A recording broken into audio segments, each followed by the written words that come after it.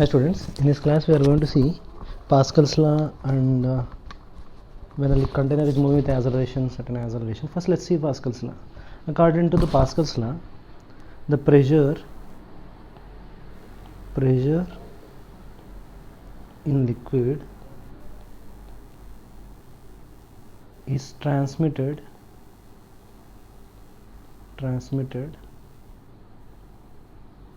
throughout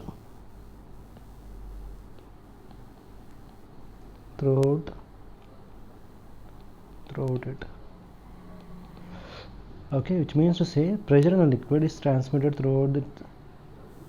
So if I take any part of the fluid, if I give some pressure, apply pressure at any part of the fluid, the pressure will be transmitted throughout the liquid, whatever may be the surface, whatever may be the container shape, it will be transmitted throughout it. The pressure will be same. Okay. Now the basic definition of fluid is it is incompressible. It should be property of the liquid is liquid, not it's a fluid property is incompressible. So if we apply the pressure, we cannot decrease or increase the volume of liquid. Okay, if we are able to do that, then it is said to be a fluid. What is the Pascal law saying? There are two ends here. I'm removing this part.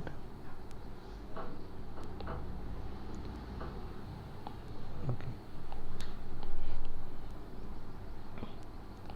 If you see a car is placed on other end, another force F is acting on the other end. Let's see how much pressure it is exerting on one end. Pressure at one side must be equal to pressure on the other side, P2. Otherwise it is not a balanced. The fluid will transmit the pressure throughout it, the same manner. So P1, what is the P1? Pressure is equal to force by area. So according to the definition of Pascal's law, P1 must be equal to P2. This should be fluid or incompressible liquid. Force, what is the force that is acting? W, weight is weight by area A, capital A. And what about the other one? P2 is equal to the force which is small f by area small f by A. Now if P1 is equal to P2, W by A is equal to F by A. W by A is equal to F by A, and F is equal to small a into W by capital A. Okay, let's take it as numerical. Let's take some numerical example. It will be easy to understand. First, let's assume the car is 1000 Newton and the area of this cross section is A meter square. Okay, and the area of other cross section is A by 4 meter square. How much force F is required to balance the car on the end? There is a car, we need to apply some force. How much force we can apply on it?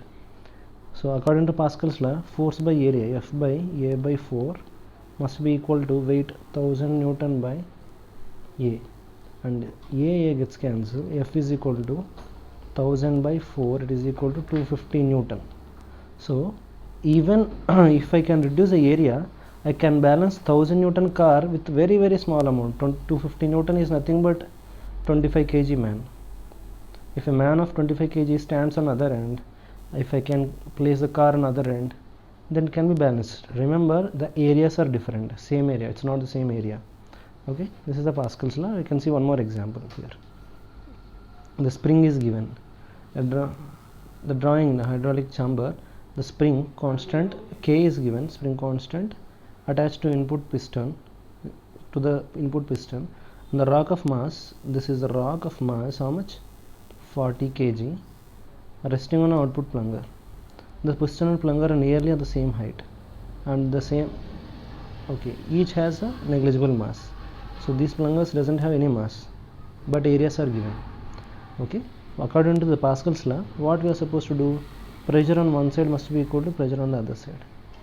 Okay, pressure on one side, what is the pressure on 40 G, pressure in the downward direction, which is equal to 400 Newton, and area 400 by area is 75 centimeter square, must be equal to, what is the spring force? Spring force is equal to kx by area is equal to 15 centimeter square, it is 5, and it is compressed. So x value, we need to get the x value also. So attached to the input piston, there are so we need to get the x value, we know the k value. So 480 by k value is 1600, you can get the compression value. Okay, sometimes it so happens that the liquid levels are not on the same level. Listen carefully.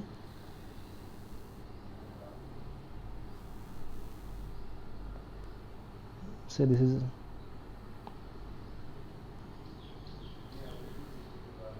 is the chamber.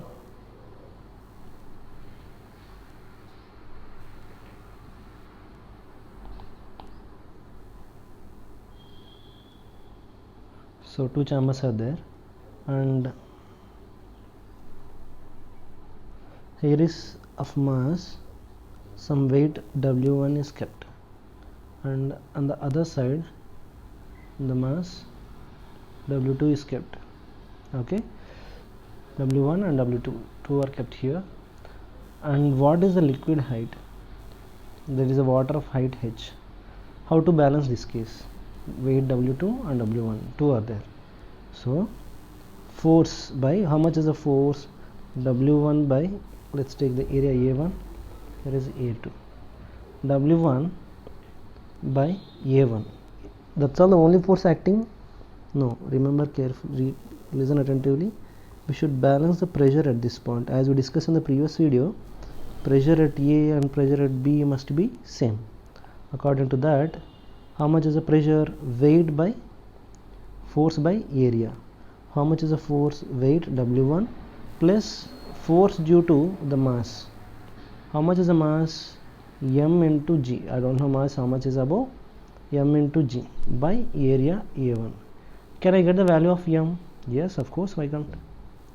M is equal to density into volume. Density of the liquid, say the density is rho L. Rho L into volume is equal to A1 into height. How much height we assume? H. So W1 plus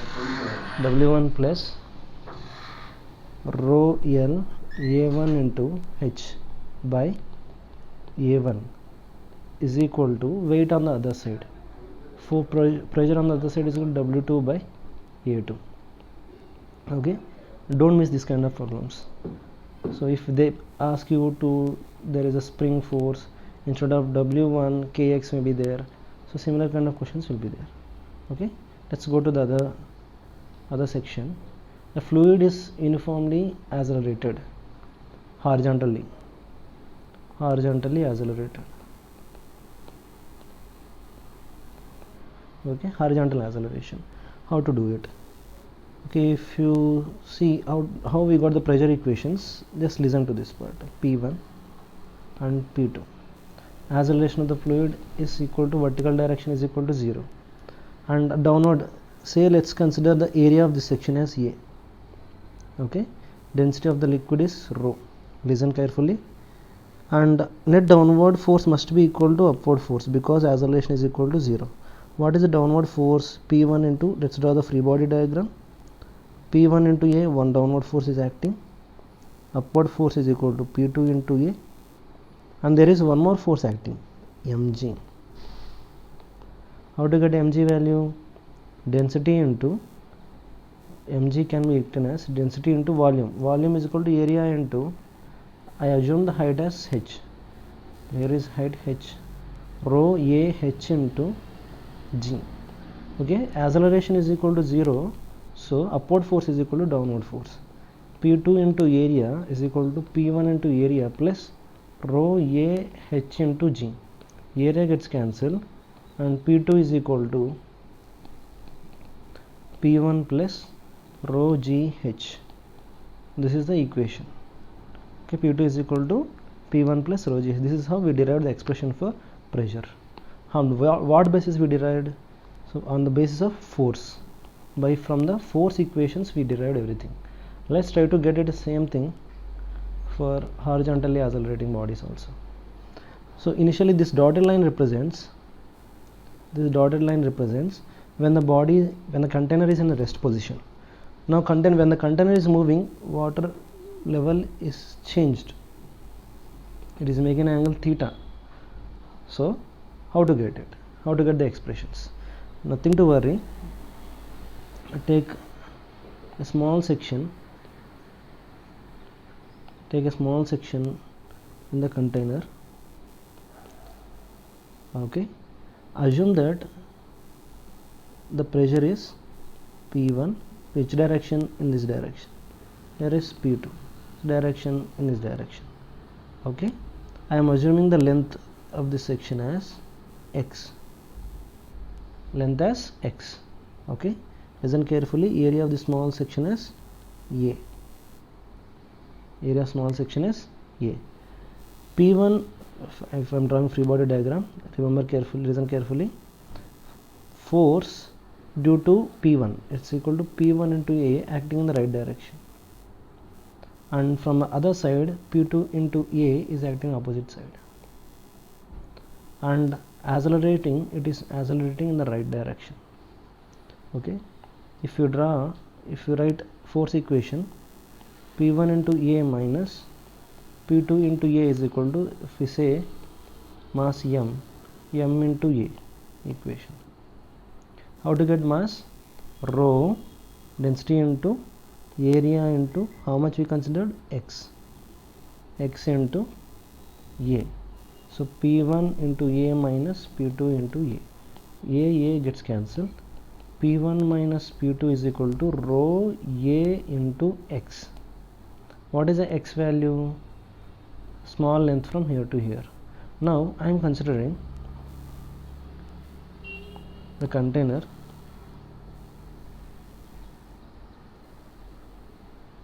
When it start moving,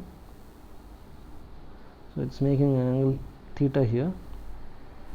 I am assuming at this point the small section. Okay, so initially the height is h2 and here is h1. Height difference will be there for sure. What is the pressure? Total length, assume the length of the container as L.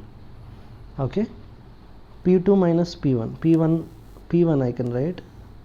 Okay, we can assume anywhere, but I'll make again simplify. I'll make end to end. Okay, P1 and P2. P1 is equal to rho g, height h2, density of the equal rho, and what is P2 minus P2 is rho g h2 is equal to rho acceleration. X is nothing but L. Okay, rho gets cancelled and h2 minus h1 is equal to into g is equal to A into L. h2 minus h1 by L is equal to A by g. Listen carefully. What is h2 minus h1? This is h1 and h2. h2 minus h1 will be from here to here. So h2 minus h1, and the length here it is L. So tan theta is equal to, we can directly write expression, tan theta is equal to h2 minus h1 by L, which is equal to A by g. A container is moving with the horizontal acceleration A. It's simple. We just applied Newton's mechanics in the fluids. One more force will be there, and buoyancy force. We'll study these forces in the later classes when it is given acceleration, vertical acceleration. This is how we are supposed to do. Let's go to the other consideration of it. equipressure lines. We got an expression, right? How to get the, so even if a body is moving, listen, note down this important point. If container is moving horizontally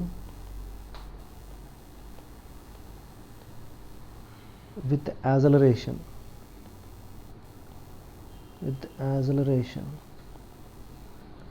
there will be a pressure drop between the two horizontal points. So now you see here PC and PB, and in the case P1 and P2, these two are on same level.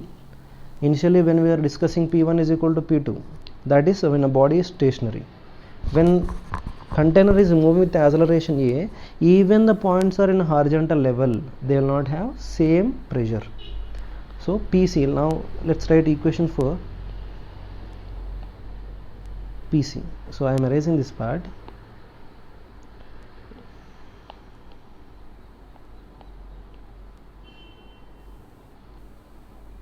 Okay, let's write PC minus PB is equal to, what expression we got? PC minus PB is equal to rho A into X. I can write it as P1 minus P2 is equal to rho A L, rho A into L between these 2 points. I am writing, remember this is very important expression. P1 minus P2 is equal to rho A L. In which direction acceleration is moving? In this direction. Okay, that's why P1 is greater than P2.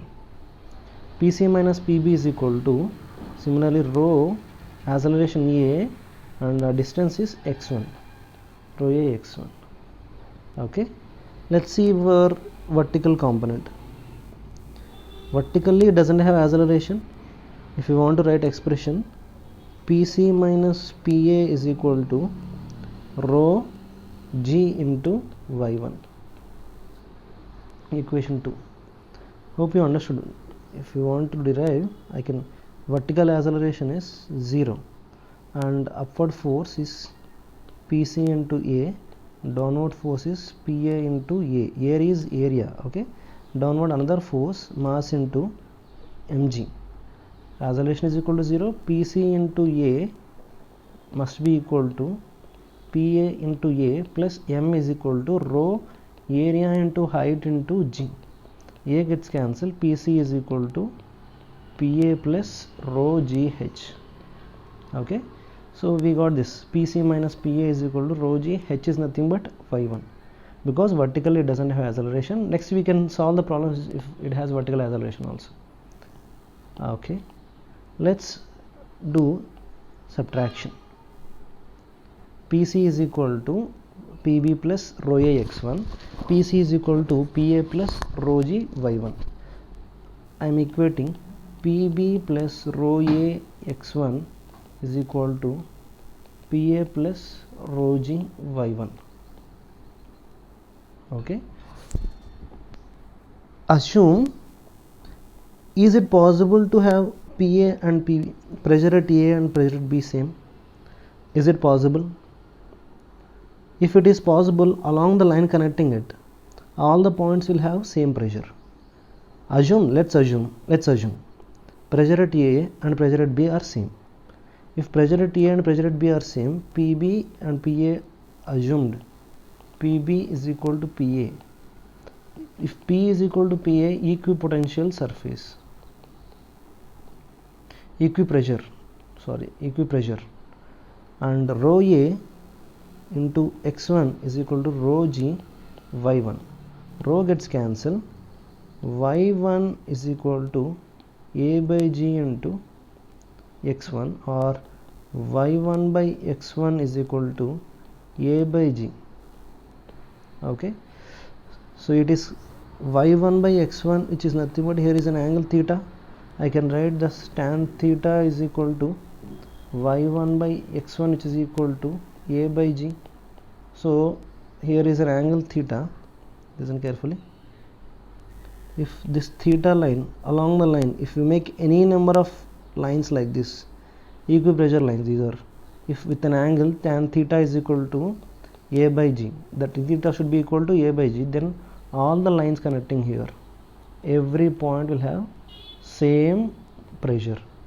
Hope you understood. If the body is moving horizontally, don't think that PC is equal to PB. PC minus PB is equal to rho AL. So this is how we are supposed to do. Okay. Fluid subjected to constant vertical acceleration. Say this is a container. This container is moving upward with acceleration AY. If it is moving with acceleration AY, it is filled. So what is the pressure drop? As we discussed previously, take a small part. In the previous cases, we did not, vertical component of acceleration is 0, but in this case AY is present.